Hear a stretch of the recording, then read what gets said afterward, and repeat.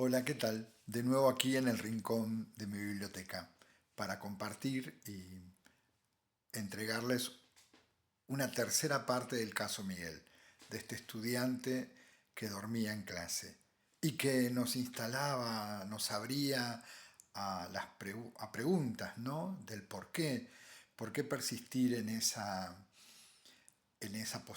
postura, por qué seguir respondiendo algo que no era creíble, esto de yo tengo sueño. Y bueno, habíamos quedado, conté la intervención en el aula, que llamé tocar el cuerpo de Miguel, y previo a la entrevista con la familia, cómo todo esto resonaba en mí y qué lugar tuvo estar formándome como psicomotricista. Ya licenciado en educación, ya profesor de filosofía, pero en ese camino formativo que sentía me estaba permitiendo leer desde otro lugar esta situación. Bien, y a esta parte la llamo psicomotricidad y psicoanálisis, una relación fecunda para que surja la pregunta. Como contaba en otro video, cuando intentaba definir el concepto central de cuerpo, que es de este campo disciplinario, el, decía que la psicomotricidad, cuando se va constituyendo como disciplina, en uno de los lugares donde va a brevar es el psicoanálisis. Tiene un cruce interesante. Bueno, para poder pensar en esta relación, tomo un texto de José Ángel Rodríguez Rivas, un libro que se titula Psicoanálisis para psicomotricistas. Y quiero leer una partecita. Dice, si algo pudieron aportar al cuerpo, al inconsciente y a la motricidad, las diferentes escuelas, modelos, paradigmas y orientaciones del pensamiento, que surgieron hace poco más de un siglo, fue precisamente la imposibilidad, la inconmensurabilidad del cuerpo del sujeto y sus manifestaciones motrices y psíquicas, para ser entendidas como una única totalidad autorreferencial senso-perceptiva y representativa.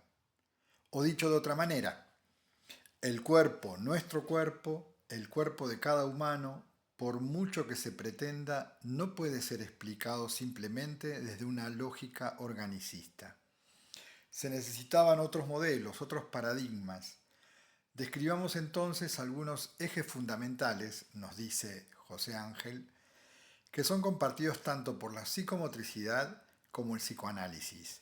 Bueno, pensando en uno de esos ejes y buscando respuesta a las preguntas que nos instalaba Miguel con su decisión de permanecer acostado, durmiendo un falso sueño sobre el banco de clase y cerrarse a todo lo que acontecía en las distintas clases de las distintas materias, de los y las distintas profesores. Y acá él trae, ¿no? Un listado de conceptos que permiten esta relación fecunda entre psicomotricidad y psicoanálisis. Dice también su texto. De esta manera, cotejamos que fueron nociones como pulsión, objeto, representación, citando a Freud y Lacan, ajuste tónico, citando a Julia Guerra, objeto autístico, citando a Tustin, fantasmática corporal, aportada por Couturier, imagen corporal, de Dolto, Schilder, Lacan, organizadores de Spitz, posiciones de Melanie Klein, apego de Bowlby, yo piel, continente psíquico de Ancier, objeto transicional de Winnicott, desmantelamiento de Meltzer y tantas otras, nos dice José Ángel, las que demuestran sus mutuas improntas y cuán cercanos y paralelos han ido el avance del psicoanálisis y su concepción corporal respecto a la teorización y aplicación psicomotriz. Bien, esto, que era este mundo en el que yo estaba ingresando, si bien tenía algunas noticias por mis formaciones anteriores, me ayudaban a pensar, decir, bueno, esta actitud postural, digo, me ayudaban a decir esto: toda escena pedagógica es una escena tónico-postural. Y me convencí de eso.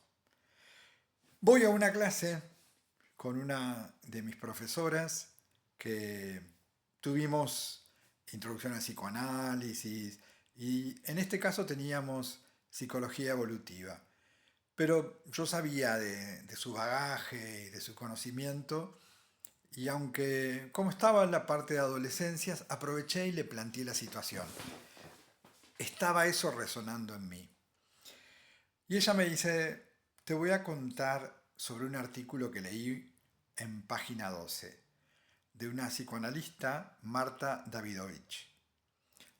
El artículo tiene mucho tiempo, era del 2006, pero ella lo recordaba y lo ligó con lo que yo le estaba contando.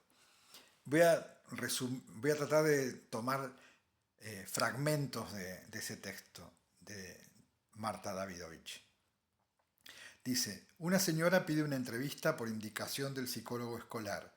Su hijo, de 7 años, ha comenzado el segundo grado de la primaria y no aprende.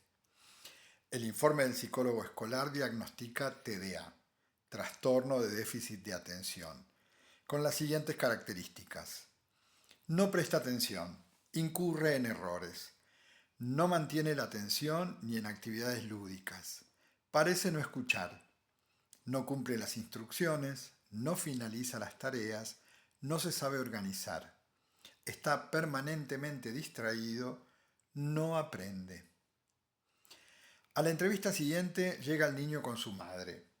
En la sala de espera me presento al niño y lo hago pasar a la consulta. Me explica que tiene los bolsillos llenos de hojas de árboles que fue recogiendo por el camino, ya que la maestra las pidió para un trabajo a realizar en clase. En la consulta he dispuesto juguetes y materiales tales como hojas de papel, rotuladores de colores, tijeras, pegamento y plastilina. Al verlos, el niño se inclina y comienza a jugar con los cochecitos, para luego ir probando cada uno de los juguetes. Finalmente coge los rotuladores. Se da la vuelta y me pregunta, ¿puedo pintar? Sí, puedes pintar. Dibuja un árbol sin hojas. Se queda mirando el dibujo y comienza a sacar hojas de sus bolsillos. Se da vuelta con una barra de pegamento en la mano y me pregunta, ¿puedo pegar? Sí, puedes pegar. Pasa la barra de pegamento por donde ha dibujado las ramas del árbol. Va seleccionando hojas y las pega. Se queda mirando lo que ha hecho y señalando con el dedo me dice, pero estas hojas no son de este árbol. Al día siguiente tengo entrevista con los padres. Les pido que me relaten la historia del nacimiento del niño. La señora mira azorada a su marido. Se han puesto nerviosos. La madre, con voz temblorosa, dice, este niño es adoptivo. Eso es lo que ha motivado mi pregunta, les aclaro. Pero nadie lo sabe, continúa la madre. Nos organizamos para que una mujer embarazada que no quería tener el niño me lo cediera y para que un obstetra certificara que lo había parido yo. El niño lo sabe, respondí. Les expliqué que este saber del niño era inconsciente y me lo había transmitido a través de los dibujos. Les di mi opinión. El niño se ha hecho cómplice inconsciente. Nadie debe saberlo. Él tampoco debe saber. Para no saber, debe no aprender.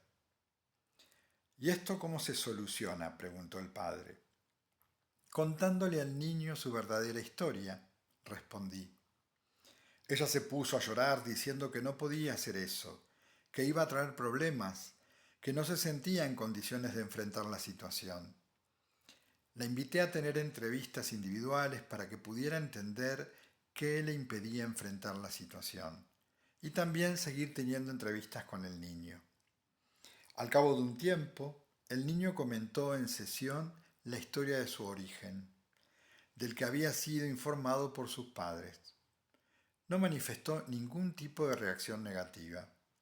Aprobó el primer trimestre y la jefa de estudios notificó a los padres que los obstáculos en el aprendizaje habían sido superados, que el niño había cambiado radicalmente de actitud y que ya no había riesgos de repetir de curso. Bien, claramente esto caló hondo en mí.